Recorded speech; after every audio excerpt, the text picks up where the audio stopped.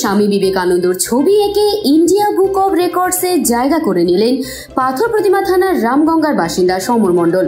মাত্র 1 মিনিট 58 সেকেন্ডে তিনি স্বামীজির ছবি এঁকেছেন। জানা গিয়েছে খুব ছোটবেলা থেকেই সমরের ছবি আঁকার প্রতি প্রবল আগ্রহ ছিল। পড়াশোনার পাশাপাশি ছোটবেলা থেকেই তিনি ছবি আঁকতেন।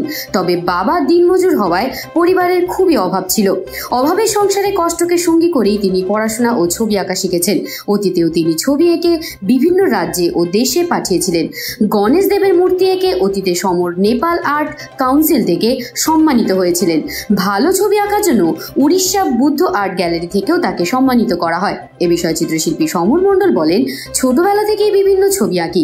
2024 সালে এসে মনে হলো অন্য রকমের কিছু করতে হবে। সেই ভাবনা থেকে মুখে তুলি ধরে ছবি আঁকতে শুরু করি। মুখে তুলি ধরে স্বামী বিবেকানন্দের ছবি এঁকেছিলাম। ইন্ডিয়া বুক অব রেকর্ডসের থেকে সম্মানিত করা হয়েছে। 2 দিন আগে সার্টিফিকেট ও মেডেল বাড়িতে এসে পৌঁছেছে। আমি অনেকটা খুশি হয়েছি। আমি মুখের মধ্যে তুলি ধরে স্বামী বিবেকানন্দের ছবি এঁকেছিলাম এবং সেটা ইন্ডিয়া বুক অব রেকর্ডসে আমি তার সম্মান পেয়েছি। সেজন্য আমি যথেষ্ট আনন্দিত।